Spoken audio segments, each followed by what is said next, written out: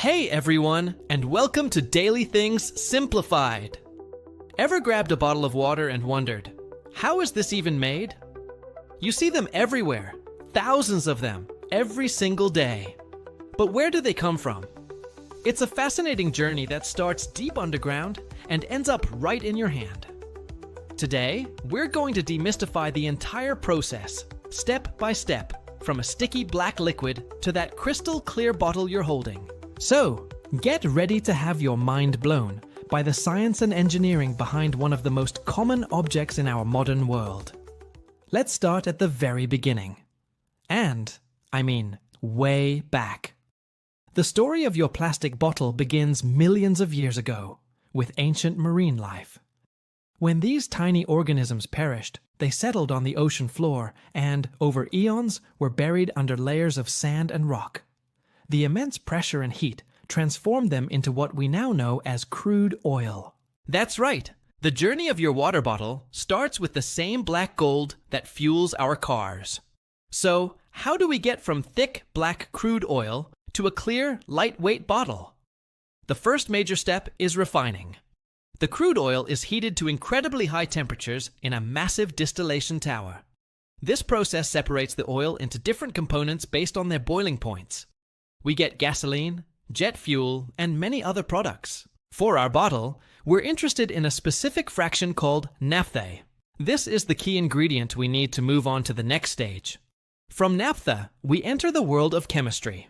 The naphtha is put through a process called cracking. No, we're not breaking it with a hammer.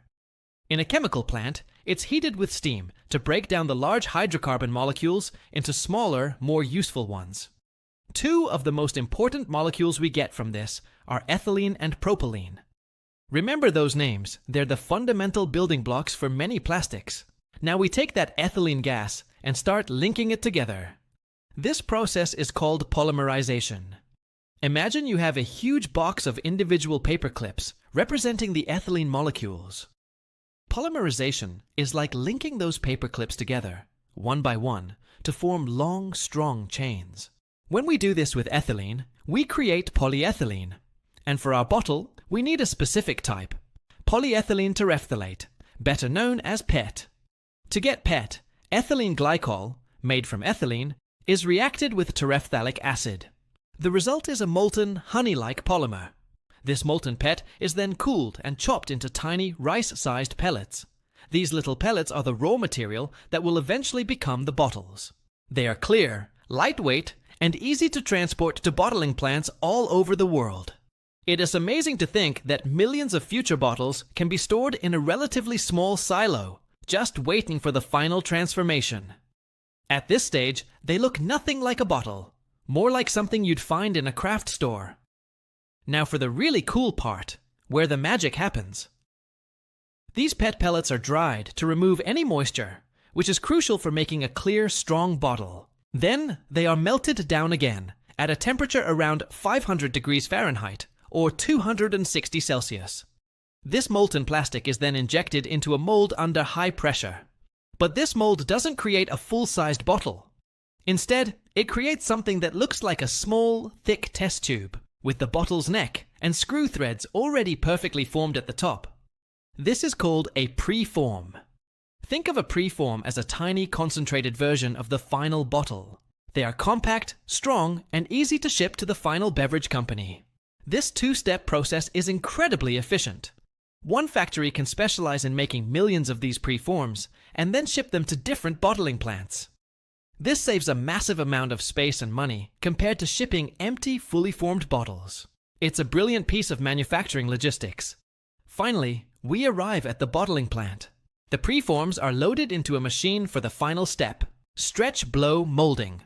First, the preforms are heated up again, but carefully, so that only the body becomes soft and malleable, while the neck and thread stay rigid. The heated preform is then placed inside a bottle-shaped mold. A long, thin rod called a mandrel stretches the preform downwards, stretching it lengthwise. At the exact same moment, highly pressurized air is blasted into the preform, forcing it to expand outwards and take the shape of the mold, like blowing up a very, very specific balloon. This stretching and blowing action is what gives the PET bottle its unique properties. It aligns the polymer chains in two directions, a process called biaxial orientation. This is what makes the bottle incredibly strong, yet lightweight and crystal clear. It can withstand the pressure of carbonated drinks without bursting. The entire process, from heating the preform to a finished bottle popping out of the mold, takes only a few seconds. These machines are incredible, churning out thousands of bottles every single hour. Once the bottle is formed, it's quickly cooled to lock its shape. It then travels down a conveyor belt, where it's rinsed and sterilized to ensure it's perfectly clean and safe for consumption. The next stop is the filling station. Here, another high-speed machine fills the bottle with your favorite drink, be it water, soda, or juice. This has to be done with extreme precision to ensure every bottle has the exact same amount of liquid. Immediately after filling, the bottle moves to the capper. A cap, which is usually made from a different type of plastic like polypropylene, is tightly screwed on to seal the contents and maintain freshness.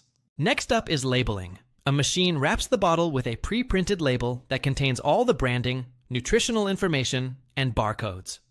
Some labels are glued on, while others are heat shrunk to fit the bottle's contours perfectly. And there you have it.